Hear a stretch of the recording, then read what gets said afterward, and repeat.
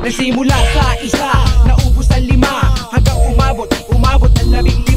Pagdating ng 20, hindi na makatayo. Busog na busog, lubog na sa pagkaupo. Yan na nga ba sinasabi, hindi naman babae. Yung buhay mo as as IT. For ilang years yan?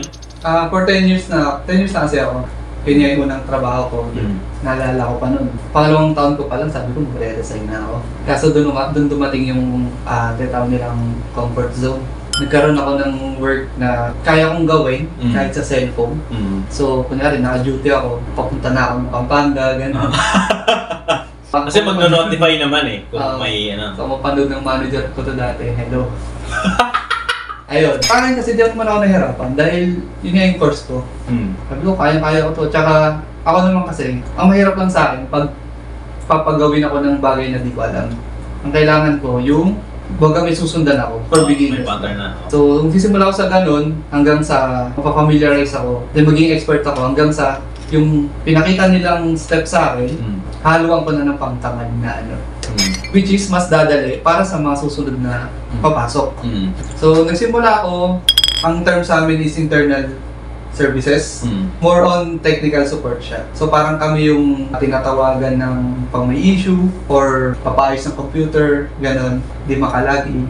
Kami yun. Maliban lang sa may calls na client, sa client. Internet? Ang internet, paano internet ba? May problema sa internet na nun. Ay, siya pa yun, network. As in, all around kami. Maliban lang sa mismong tool na ginagamit ng mga, matatawag kasi natin parang call center. Pero sa amin kasi operation center ang tawag doon. So, doon ako nagsimula. Ang alam ko, 6 years ako doon. Tapos, nalipat ako ng team kasi nung pandemic, doon na nagsimula yung parang mababawas na yung tao, di ba? So, habang bumabawas yung tao, yung technology, lumilipat siya sa work from home na pwede mong tatawag nila sa cloud na yung trabaho mo. Habang nangyari yun, nawawala yung parang silbi namin na mag-aayos kami ng, kunyari, ng computer, nasirang computer. Paano namin naayusin kung nasa kanya-kanyang bahay na yung mga tao? So yun, unti-unting nawala yung work sa amin hanggang sa na-dissolve yung team namin. Sino mga nagre-repair ng mga sila? Since nawala kayo? Ano na sila? Dumidiretso na sila sa mismong parang service center ng Accenture. So nawala kayo doon? Kasi yung sa amin kasi, solely for project lang namin. Kumbaga, parang may sarili kaming support sa project namin. Kung nawala yun, syempre, hanap ng ibang team or kung may malilipatan kang project. Sinuwerte naman, nalipat ako sa isang parang migration project. Migration team nung project na yun. Ang gagawin lang nun, parang upgrade siya to cloud din. Tumagal ako doon ng halos 1 year.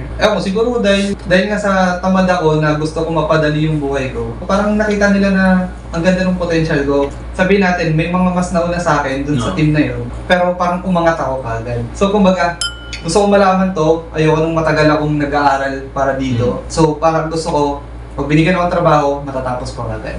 Yung sa team kasi na yun, bibigyan kami ng parang 1 buwan para ma-prepare yung ina-upgrade namin.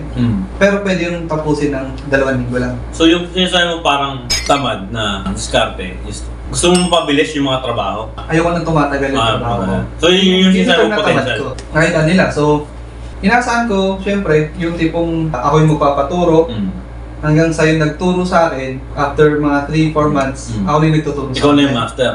Hindi naman ako sobrang galing, pero mas na-familiarize agad ako. Kasi nga, tamad ako. Mas madali ito maintindihan. Tuturo ko rin sa nagturo sa akin. So, mas mapapamiliarize siya, pwede pala ganito pala yung flow nito dapat.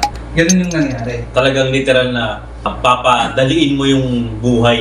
After a year, natapos na yung lahat ng upgrade namin. So, dito ako medyo kinabahan. Sabi natin pang 8 year, magna-9. Kinabahan ako kasi hanap ulit ng ibang team or lipat ulit ng project. Ayoko lumipat kasi para sa akin kasi yung skill na natutunan ko doon, hindi siya applicable sa ibang kumpanya or sa ibang project.